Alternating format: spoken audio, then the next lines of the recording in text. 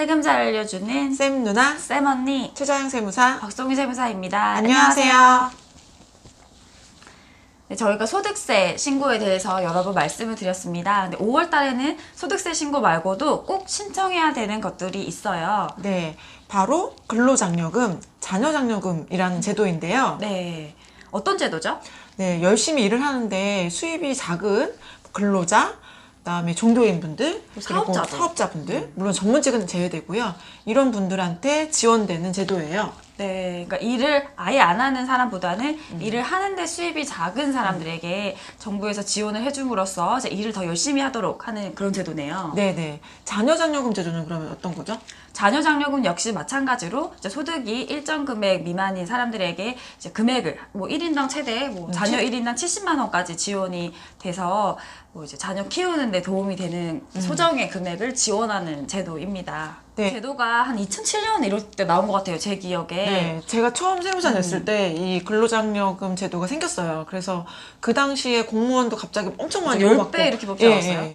그 세무사 입장에서는 해야 될 일이 많아졌기 때문에 공무원들을 많이 뽑을 수밖에 없는 상황이었는데 2007년 이후에 계속 제도가 개정되면서 2019년에는 작년보다도 대폭 확대가 되었잖아요. 네, 뭐 총급여라든지 소득 기준도 뭐 금액이 많이 증가했고요. 그리고 자산 기준도 과거에는 뭐 1.45 뭐 이랬는데 이제는 2억까지 이렇게 네.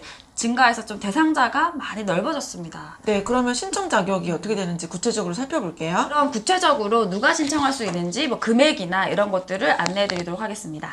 네, 근로장려금, 자녀장려금 둘 다 우선 기본적으로는 소득금액 기준이 맞춰져야 됩니다. 구성원의 구분에 따라서 소득금액의 기준이 달라지는데 우선 단독가구는 당연히 혼자만 있는 경우를 말하죠.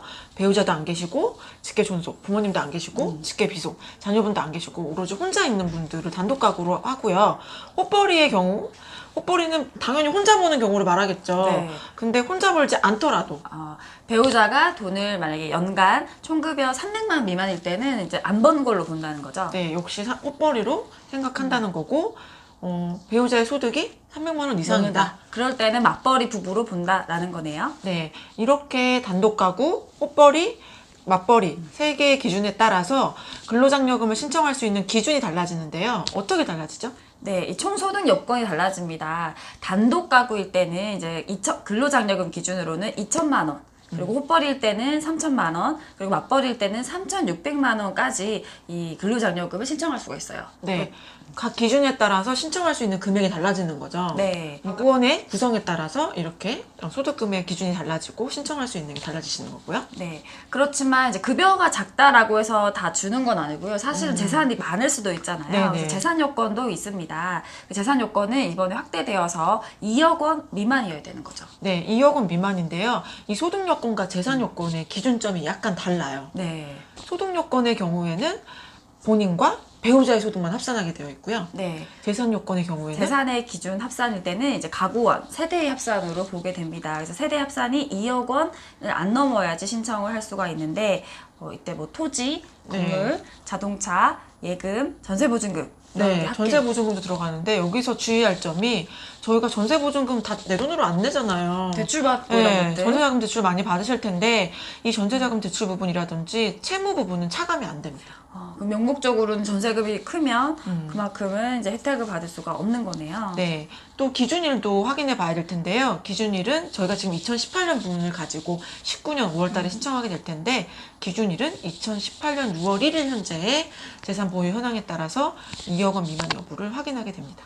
이 신청 기간은 소득세 신고 기간이랑 똑같은 5월 1일부터 5월 31일까지니까요. 꼭 챙겨서 신고를 하시고요. 만약 소득세 신고를 해야 되시는 분은 소득세 신고한 걸 확인을 해야지 이 신청이 가능하게 됩니다. 네, 또 혹시나 5월 30일을 놓치신 분들은 6월 1일부터 연말까지는 기한 후 신고도 받으니까 놓쳤다고 하더라도 너무 놀라지 마시고 기한 후 신고를 꼭 해주시길 바라겠습니다. 네.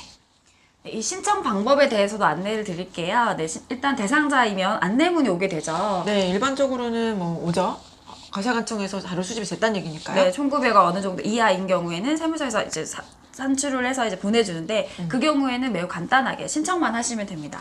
우선 안내문에서 보이는 그 내용이 있기 때문에 전화로 신청하시는 게 가장 간단할 것 같아요. ARS 신청하시면 되는데요. 1544-9944번으로 전화하시면 개인 식별번호 누르시고 오케이 이렇게 하시면 신청이 되는 거죠. 네. 그리고 모바일 앱, 요즘 홈택스 앱이 또 대대적으로 편하게 네. 바뀌고 있는데 네. 모바일 앱에서도 로그인 하셔서 신청하기, 거기서 이제 연락처, 계좌번호 이렇게 입력하면 신청이 됩니다. 네. 그리고 세 번째, 홈택스, 인터넷 홈택스, www.hometax.go.kr에 들어가셔서 역시나 개별 식별번호를 이용하시고 로그인하셔서 등록하시면 간편하게 신청하실 수 있어요. 네, 그리고 만약에 홈택스도 어렵고 다 핸드폰 어플도 모르겠다라고 하시면 가까운 세무서 가면 EITC 근로장려금 팀이 있어요. 네네. 방문하셔서 신청하시는 방법도 있고요.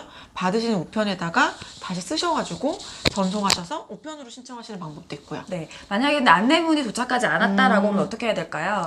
네, 안내문을 못 받으신 분들은 국세청에서는 자료 수집이 아직 안 됐다라고 볼 수 있기 때문에 역시나 홈택스에서 신청을 하실 수 있지만 몇 가지 절차를 조금 더 걸치셔야 돼요. 네. 일반 신청하기 절차를 통해서 재산이 얼마나 있는지, 소득이 얼마가 있는지 확인을 한 다음에 진행하시면 그렇게 어렵지 않게 신청이 가능합니다. 네, 그래서 보면 그 근로장려금 사이트에 자동차 가입 조회하기 막 이런 거 있잖아요. 네, 네. 저희도 그런 거 많이 이용하거든요. 거기서 재산들 클릭해서 신청하시면 됩니다. 근데 만약에 신청은 당연히 될 줄 알았는데 봤더니 내가 모르는 소득이 막 신고돼 있어서 대상자가 아니라고 하는 거예요. 그런 경우 종종 저희가 봤죠. 네, 맞아요. 그럴 경우에는 이 소득의 원천이 누구였는지 먼저 확인을 해보시고 아시는 곳이라면 연락을 취하셔서 혹시 수정이 되는지 이제라도 맞아요. 수정이 되는지 확인하신 다음에 절차를 이어나가시면 될 것 같아요. 네, 그러면 안 되겠지만 소득 막 신고돼 있는 경우도 있잖아요. 내가 일을 안 했는데 그쪽 상대방에서 신고를 해서 왜 이렇게 어떤 네, 일로 그쵸. 그런 경우도 있는데 네. 그때는 전화하면 그쪽에서 아마 수정을 할 거예요. 근로장려금 받으려고 했는데 이 소득 때문에 못하게 됐다. 이런 경우 있었죠. 네, 그러니까요. 이게 근로장려금액 같은 경우는 아까 말씀드렸던 것처럼 단독가구, 꽃벌이, 맞벌이에 따라서 소득금액 기준이 있기 때문에 여러분 소득금액이 그 안쪽으로 들어오기 위해서는 안 받으신 소득에 대해서 신고되지 않도록 관리하시는 것도 중요하겠습니다. 네. 근데 만약에 아는 곳이면 전화해서 이거 바꿔달라라고 하면 될 텐데